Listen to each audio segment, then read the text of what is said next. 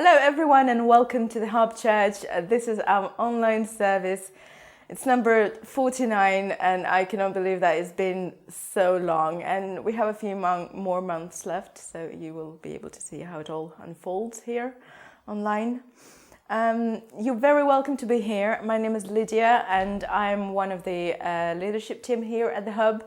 And you, whether you are new or you are joining us for the 100th time, you are equally welcome. We are so glad that you've joined us today. Here at the Hub, we exist to be a safe place to explore faith, grow as a family and follow Jesus. And now during the Lent time, becoming disciples, becoming the followers of Jesus is more than relevant as we are going through this Lent experience and following Jesus's journey through Lent. We are exploring the sustainability subject. So during the Lent time, we have a new series which we started last week. We're exploring how to cultivate life that keeps growing. And today is our second Sunday, and Martha is going to talk to us about how to grow sustainable life and include rest in it. So let me tell you what's going to happen during the service today. We'll start with a sung worship, and we have prepared an exercise for you if you'd like to get involved in that. Then we'll have our Bible reading and Martha talking.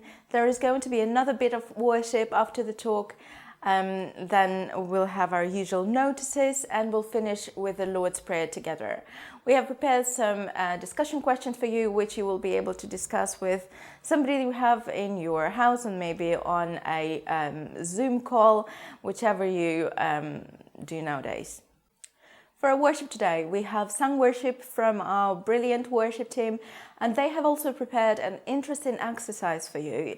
So if you'd like to get involved in that, please get a pencil and a piece of paper. You will also find a document attached to this video in the comments, and I believe that that document has also been sent via the WhatsApp broadcast group. So yeah, open that document that's attached to the video, and inside you will find a template for liturgy. So it's a way to make liturgy relevant to whoever is doing it. There is a number of questions that we would like you to answer, and it should be a one-worded question or a very simple answer to that question. And you will insert those answers into the gaps in the text below the answers. And later you'll be able to read it. Maybe you would like to share it with someone in your house or your friends. So yeah, it is a way to worship God, and we would like you to explore it. If you'd like to sing along, it's fine, but I also encourage you to use this time as a time to listen to what God is saying to you and ask Him for His wisdom. Let me pray before we go into the worship. God, I pray for your presence with us here as we are worshiping you. We want to hear your words, what you're saying to us during this time. And please open our hearts to your words. Amen.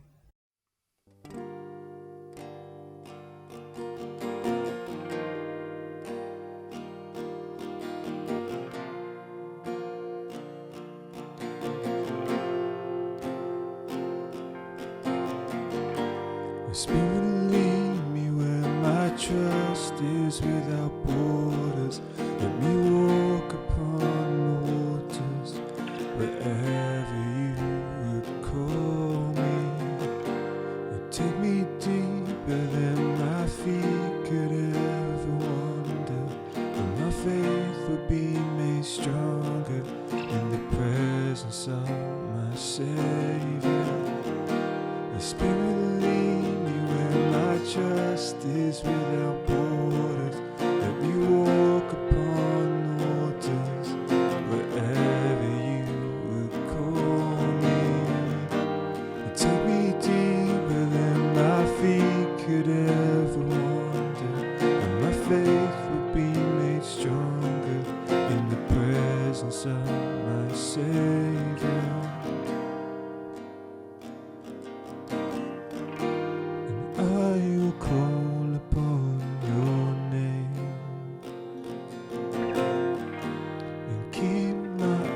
above the waves.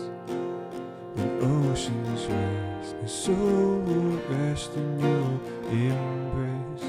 For I am yours, and you are mine.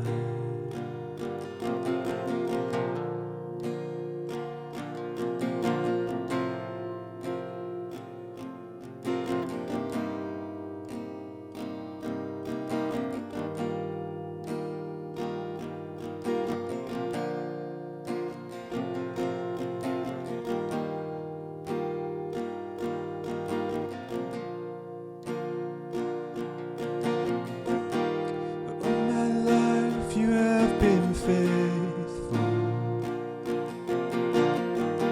and all my life you have been so, so good.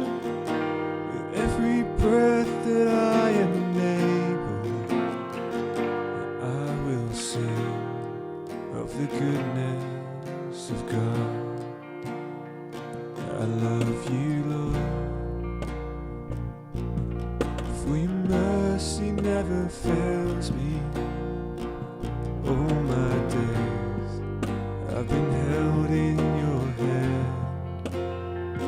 From the moment that I wake up until I lay my head, I will sing of the goodness of God.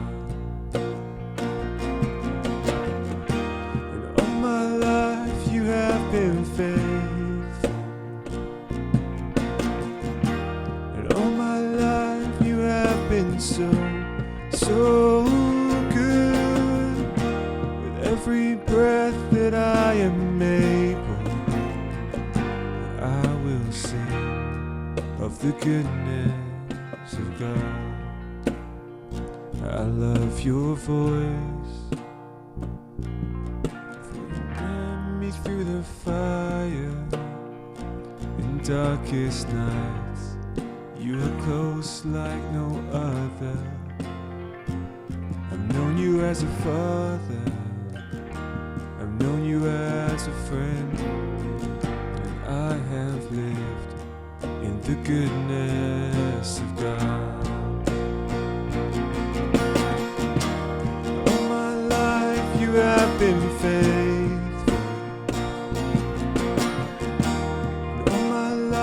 You have been so, so good. With every breath that I am able, I will sing of the goodness of God. Your goodness is running after, it's running after me. Your goodness is running after, it's running after me. Laid down, I surrender now. I give you everything. Your goodness is running after, it's running after me. And all my life you have been faithful. And all my life you have been so, so good. Every breath that I am able, I will sing of the goodness of God. Your goodness is running after, it's running after me. Your goodness is running after, it's running after me. With my life laid down, I surrender now. I give you everything. Your goodness is running after, it's running after me.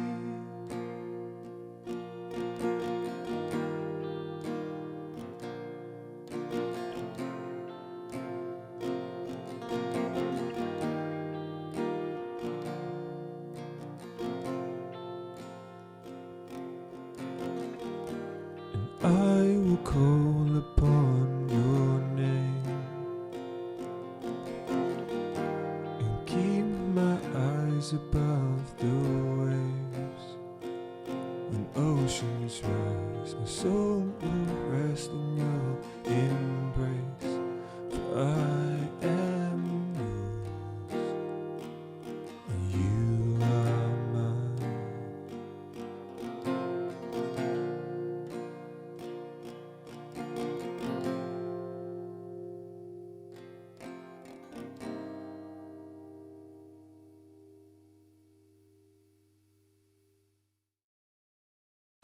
One Sabbath, Jesus was going through the cornfields, and as his disciples walked along, they began to eat some ears of corn. The Pharisees said to him, "Look, why are they doing what is unlawful on the Sabbath?" He answered, "Have you never read what David did when he and his companions were hungry and in need? In the days of Abiathar the high priest, he entered the house of God and ate the consecrated bread, which is lawful only for priests to eat, and he also gave some to his companions." Then he said to them, "The Sabbath was made for man, not man for the Sabbath.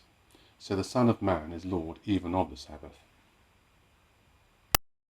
I like to think of myself as a bit of a risk taker and to push things to their limits. And one of the things that I do this with is with my car's fuel gauge. I kind of try and run it as empty as possible until the kind of dial is almost at the bottom. And then I'll push it even a little bit further just to see if there's any petrol still in the tank. You know, sometimes I think it's only been by the power of prayer that I've managed to get to the next fuel garage so I can fill up and get me to the place where I need to go. But another thing that I also do with my car, which is probably even weirder than that, is that if I'm desperate for petrol and I'm going to the garage, but I know that I can get better fuel or cheaper fuel somewhere else, then I'll often just only put a few pounds of petrol in the car, you know, maybe £5 or £10, and then I'll wait to fill it up properly until I can get to a better garage. I know it's weird, I know it's strange, but just imagine for a moment a scenario that I've gone to a garage, I've put a little bit of fuel in my car, and then I've driven off driving to the kind of next destination. But a few miles down the road, unfortunately, my car the lights, you know, emergency lights start flashing, it kind of starts stuttering, and I pull over and I have to call the friendly people at the AA. Obviously, when the guy turns up, I'd explain the situation, what has happened, you know, what's gone on. And probably one of the first questions that he would ask me is, did you put the right fuel in your car? We're in a series at the moment focusing on how to be sustainable. And today we're looking at the theme of sustainable life. And the question that I'd love us to explore today, to have a think about, is what if rest was the fuel that sustained our lives? What if rest was the fuel that sustains our lives? What would our fuel gauge be measured on if we could measure it? You know, maybe it would be how content we feel. Maybe it would be how satisfied we feel. Maybe it's how happy we are. But I wonder kind of how we would measure that things in our lives. But what if we were putting in the wrong fuel into our lives? I think that's the problem that many of us are facing. And what I'd love to do today is just look simply at kind of what the problem is, how it's kind of come about, and maybe what the solution might be. I think as humans, we are often longing for and looking for that sense of rest and being rested. And when we talk about rest, I don't just mean kind of, you know, lying in a bed all day, that sort of thing, but rest being kind of the opposite to striving. That sense of, feeling that peace and feeling that kind of restfulness that comes with not striving for something.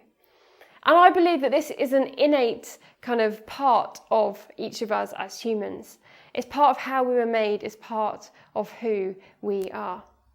You know, I'm not a scientist, I can't give you kind of all the science facts behind this, but what I can do is speak from my own experience. And my own experience is one of often feeling worn out and tired, of rushing around, you know, kind of running at 100 miles an hour throughout the week, and then eventually kind of crashing at the weekends, you know, in some sort of kind of comatose state. You know, holidays come around and we spend most of those just kind of recovering from the tiredness and exhaustion that we've been feeling for the kind of other weeks previously. Maybe you have had similar experiences to me. But there are also things that I think we can observe about the culture around us. And I think these kind of contribute to this problem. I think one of those things that we observe is that we kind of see, we think of limitations as being a negative thing. You know, often our kind of modern culture is all about overcoming the kind of limitations around us, often overcoming the kind of things that are impossible. And these days, many of the things that used to be impossible are now absolutely within our kind of possibilities. But the other thing that I think we can observe around us in our culture is that this world, this kind of culture, this society gives us a very particular message.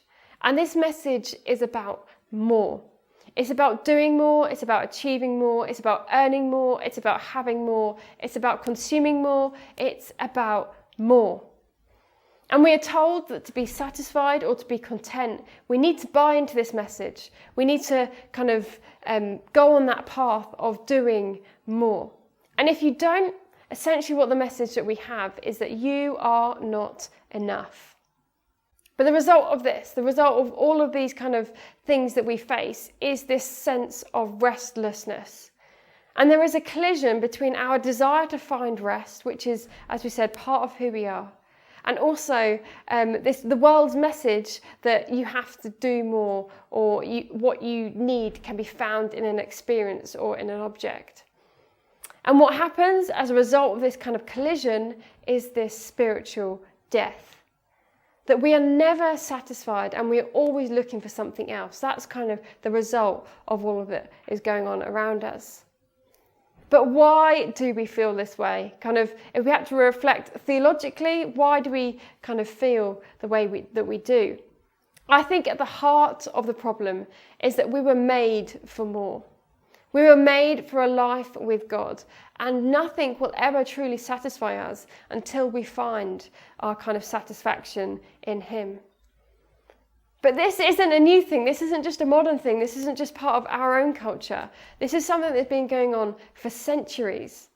There was a saint called St. Augustine back in the kind of 4th and 5th century. He was an amazing guy, and he's famously quoted as saying that, we're talking about God, he says, "You have made us for yourself, and our hearts are restless until we find our rest in you."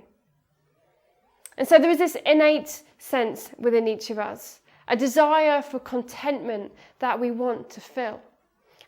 But what happens is that we're part of a world where it says that to fill this, you have to be doing more.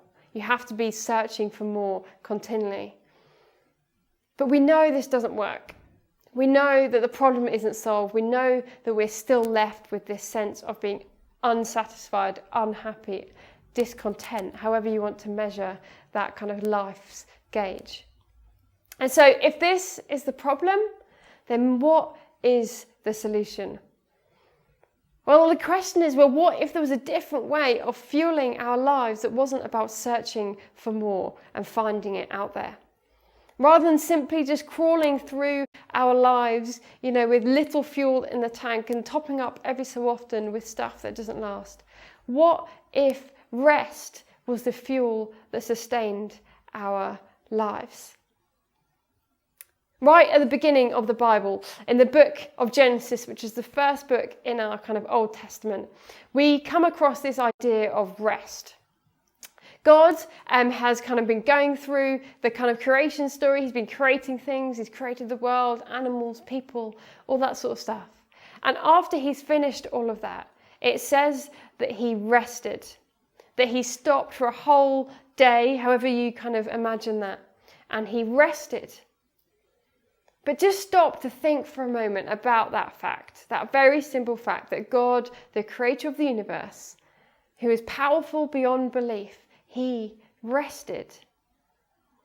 What if rest was part of the natural rhythm of this world?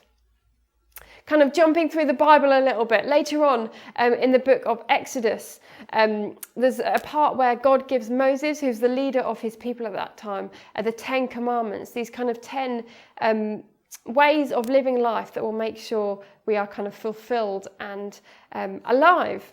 And there are many ones here. There are things like honour your mother and father, do not murder.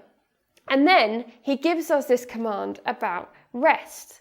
And he says this: remember the Sabbath day and keep it holy. 6 days you shall labour and do your work, but the seventh day is a Sabbath to the Lord your God. You shall not do any work, you, your son or your daughter, your male or female slave, your livestock, or the alien resident in your towns.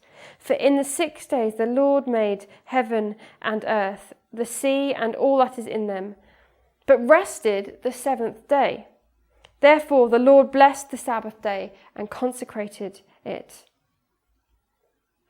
The word Sabbath that we see here means literally to stop. It comes from this Hebrew word Shabbat, and it means to stop. So not only do we see God recommending as a way of life right at the beginning of time, this kind of period of rest, at this point when he's talking to his people, he gives it as a command. I have never murdered someone, I'm sure you'd be pleased to say. I follow that commandment very, clearly. But have I taken this commandment to rest as seriously as I've taken the others? I'm not sure I have. Then again, jumping through the Bible a little bit, in the New Testament, we see this kind of story, this passage that we read at the beginning of our time together today. Where Jesus' disciples are walking through a field with Jesus, and they start to kind of pick the grain to eat. And the people that are with Jesus tell him off for letting his disciples do this because they're working on the Sabbath, which is obviously something they were told that they weren't allowed to do. And Jesus kind of responds in, a bit of a kind of confrontational way, doesn't he? And he says that the Sabbath was made for man, and not man for the Sabbath. You see here, what Jesus is saying is that the Sabbath is a gift to us. It was a commandment that was given to us, but it was given as a gift. Another way that we understand this word Sabbath, as well as to stop, we understand it to mean to delight. And this is what we see God doing right at the beginning of the kind of creation, in that kind of creation story, right at the beginning of time. We see that not only was God stopping, was he pausing, but he was also resting and he was delighting in his creation that he'd just made. He delighted in all the things that he had done. And so what we see from a biblical understanding of Sabbath is that it is a chance to renew ourselves and to reposition ourselves. That's what we see throughout the Bible. And so what if the gift that God had given us, this innate thing that he's made part of who we are, and part of the rhythm of the world, what if it wasn't just the solution to the problem we have, but the reason that we have this problem in the first place? Rest is not a luxury for a few people, but it's a foundation to who we are as human beings. And so what is a Sabbath? If we were to kind of picture what a Sabbath is for us here and now, how do we do it? Well, firstly, as we've kind of already mentioned, we rest from the things that wear us out. From working, from striving, from doing, from kind of buying into that message of more. We kind of rest from that. We stop. We pause, we reflect, and we worship. And this isn't just about dancing around the house to Bethel all day long. That's not kind of the idea of worship that we're thinking about here. But worship being anything that points or directs our hearts towards a grateful recognition of God's reality and his goodness. And so we stop, we pause, and we worship. But also, secondly, we reposition ourselves. And resting is partly a resistance to this world around us that is only kind of speeding up and getting quicker and quicker. And so by resting, by stopping, we reposition ourselves in what is truly kind of necessary for us to be content, to be happy, to be fulfilled, however you want to kind of measure your life. And when we turn off from those screams of kind of the world around us that say you are not enough, without the kind of things that we're trying to advertise to you. When we rest, when we're able to stop, we kind of turn off those messages as well. And so Sabbath is a renewing and a repositioning to find ourselves in a place where the infinite goodness of God, where his grace, where his love is our main focus and the main thing that is driving our lives. Think of it this way. What could you do for 24 hours that would fill your soul with a deep joy? What would it be? What were the things that you would love to do? This is something that I've been trying for the last kind of few months or so. I read a book on this, which was really interesting. I can only recommend it to you. It's called The Ruthless Elimination of Hurry, and I've stolen a lot of today from there. But I read this book and I thought, I can't read that and not do anything about it. And so I've tried every Saturday. It's kind of my Sabbath day. And on a Friday night, my phone gets turned into what I kind of call dumb mode, where it can only really receive texts and calls, very limited things. And I pretty much have a whole day to just stop and to pause and to reflect and to think. And then often what I do is I kind of, I'm able to do the things that really do bring me joy. I'm able to take the dog out for a long walk, which is something that I love. I might read some of a book that, again, is just another way that helps me really kind of rest and stop. My sister for Christmas bought me this kind of paint by numbers kind of canvas, which is really cool. And so I've been able to do a bit of painting, which again is really fun and brings me a lot of joy. Often I'll find a football match or a rugby match to watch on TV. And again, for me, that is something that brings me real rest, being able to kind of watch something that I really love. And, maybe I'll listen to a podcast, or maybe I'll try and see a friend or whatever it might be. But for me, this is something that I've been trying to do over the last few months. And to begin with, and even still now, I find it really, really difficult. I find it really difficult to turn off my phone. I find it really difficult to kind of, not want to look at social media, or not want to kind of, go on Amazon and see all the things that I could buy or whatever it is. It's nothing revolutionary what I'm trying to do, and I'm sure there's lots of other ways that I could do better at it. But what I've found is that it really grounds me. It gives me space and time to restore my weariness. And I'm not focusing on the latest Twitter argument, or I'm not thinking about all the things that I can't afford, but I'm repositioning myself back to who God says I am and what I do as a result of that. And so my question that I want to leave us with today is, what if rest was the fuel that sustained our lives? What if we didn't work for rest, but we worked from rest? What if the Sabbath day, this kind of one day per week, was just a practice, like a glimpse into how we live the rest of our lives? What would a Sabbath look like for you?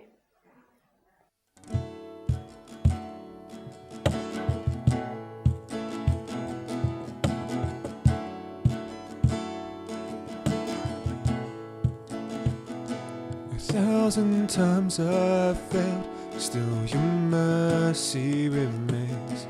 Did I stumble again? Still I'm caught in your grace.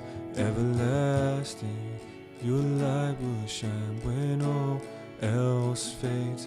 Never ending, your glory goes beyond all fame.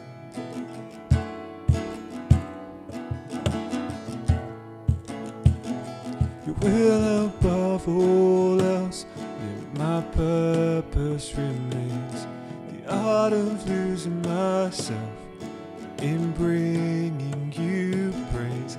Everlasting, your light will shine when all else fades.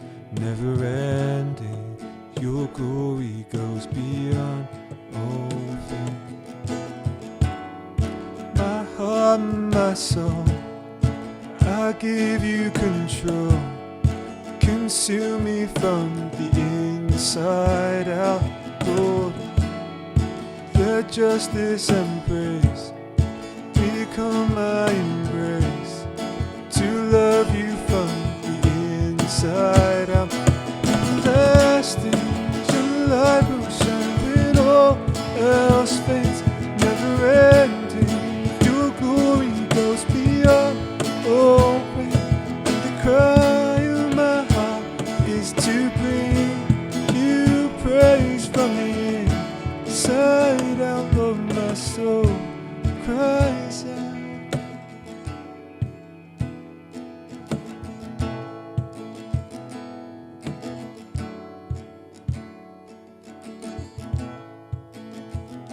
1,000 times I fail, still your mercy remains.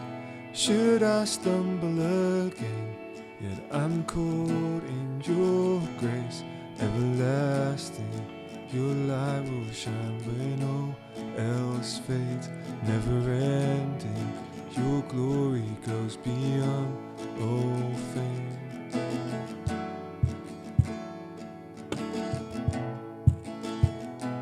Will above all else in my purpose remains. The art of losing myself in bringing you praise. Everlasting, your light will shine when all else fades. Never ending, your glory goes beyond all fame. My heart and my soul, I give you control. Consume me from the inside out, Lord. Let justice and praise become my embrace, to love you from the inside out. Everlasting, your light will shine when all else fades. Never ending, your glory goes beyond all. And the cry of my heart is to bring you praise from the inside out of my soul. Cries out, everlasting, your light will shine when all else fades. Never ending, your glory goes beyond all fame. And the cry of my heart is to bring you praise from the inside out of my soul. Cries out.